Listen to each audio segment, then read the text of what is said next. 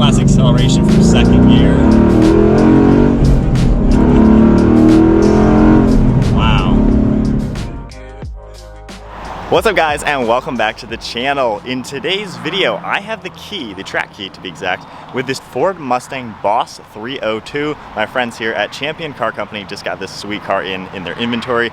And today's video, I want to talk about this car in relation to the all-new 2021 Ford Mustang Mach-1. I did a full review on the new Mach-1, and it is an awesome car. But I got a ton of comments of you guys saying that that car is overpriced. It's like $60-something thousand for a glorified GT Mustang. And when I test drove it, it really did remind me of the Boss 302. I'm a big fan of these cars. I've driven these things quite a bit, have a lot of seat time in them, and they are really fun and a lot of similarities between the two. So for this car being less than $40,000, like 8,000 miles on it, this is a pretty good example of a Boss Mustang that's significantly cheaper than going for a brand new Mach-1. So we're gonna hop inside this Boss 302 and talk about what you're getting with this car in relation to the Mach-1 and see if this is a better buy. All right guys, so we are setting off now in the 2012 Boss 302 Mustang. Of course we have a beautiful 8-cylinder engine noise with this car. You cannot argue with that beautiful sound. It is definitely epic. So with this car, and when you look at the Mach-1, the Mach-1 does share some similarities with the newer Shelbys and things like that. So when you're driving in this car, of course the interior is a little bit different. We're talking about nearly a decade apart.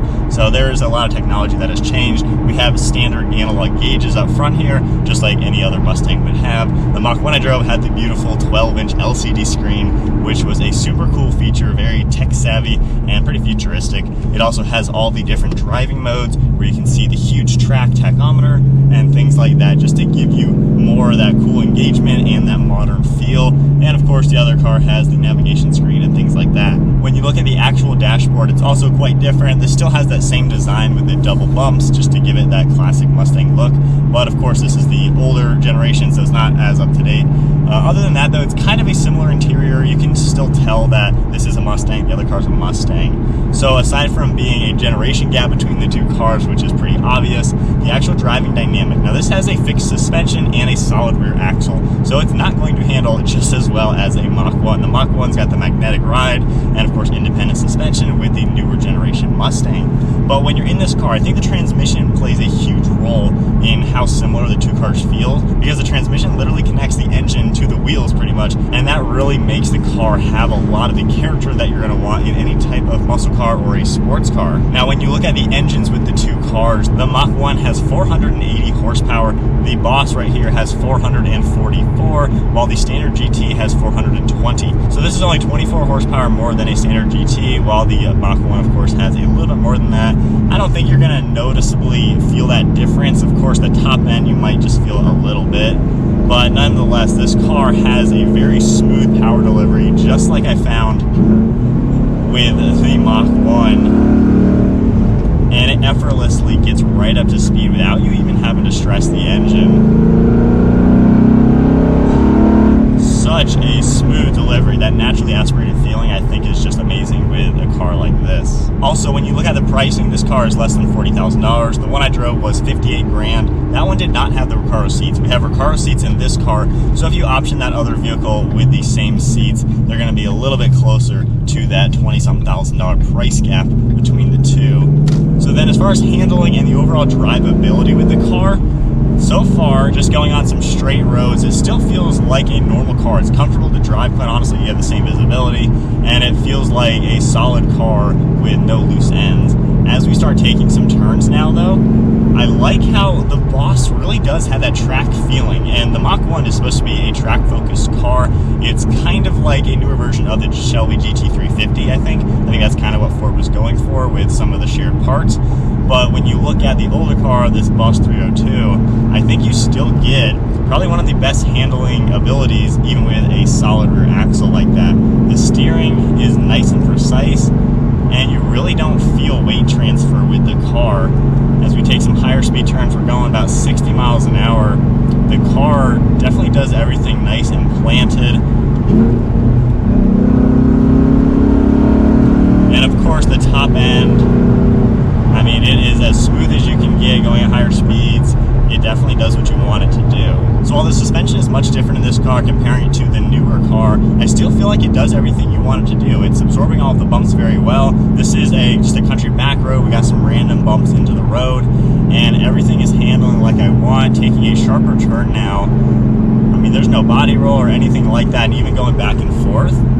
Honestly, the car is really solid feeling. I like that aspect to it, and I think if you're in the market for a more track-focused Mustang, but you might not want to spend $60,000 on a new Mach 1, these ones on the used market are holding their value around the $40,000 mark.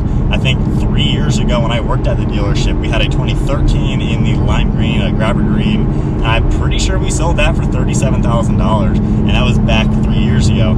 So they're still going for the same type of money, and I doubt you're going to notice that with the new one. You're probably going to take a little bit of a hit with depreciation. But let's do a quick 3-point turn now.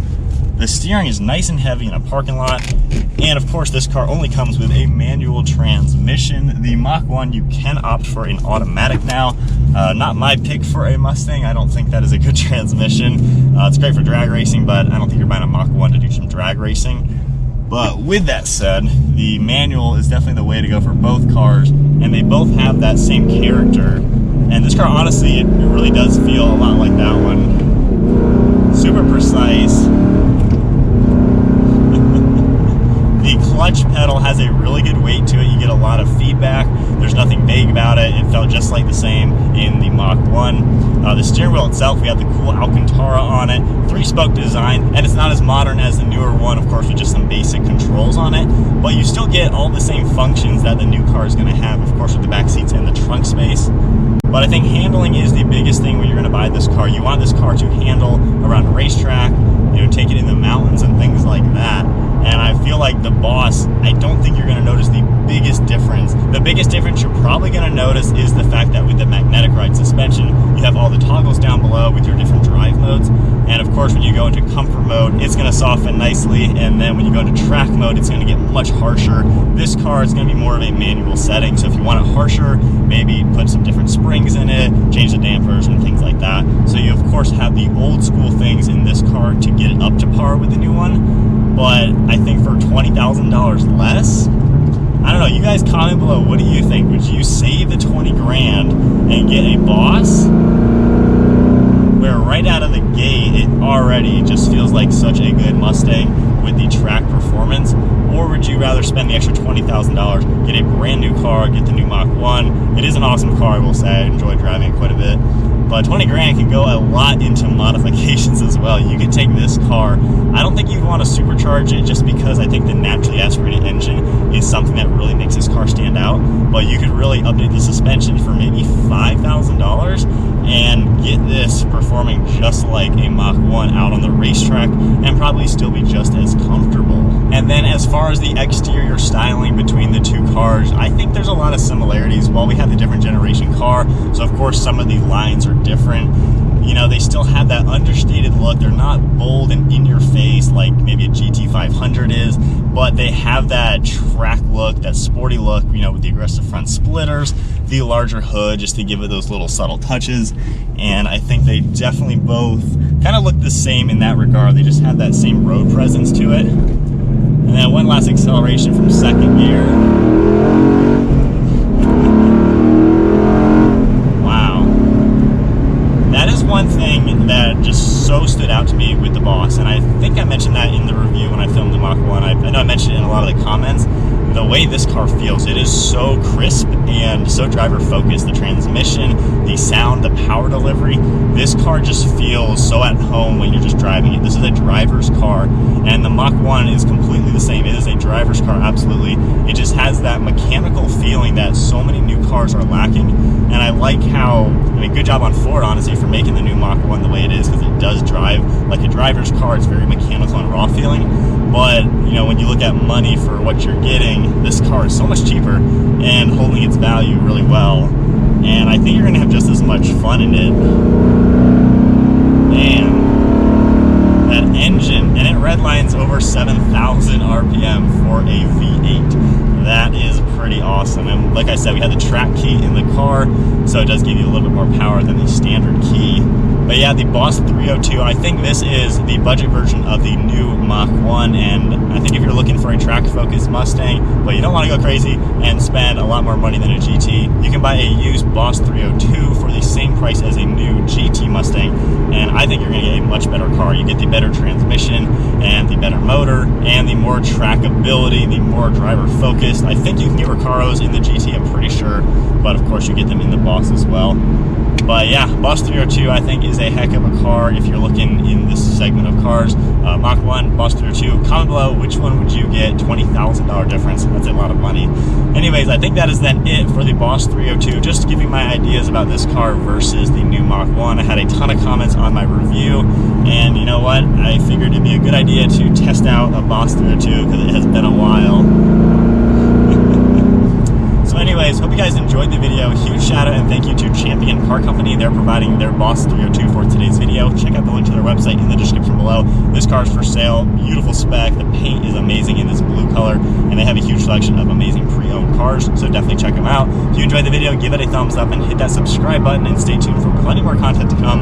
And I'll see you guys next video.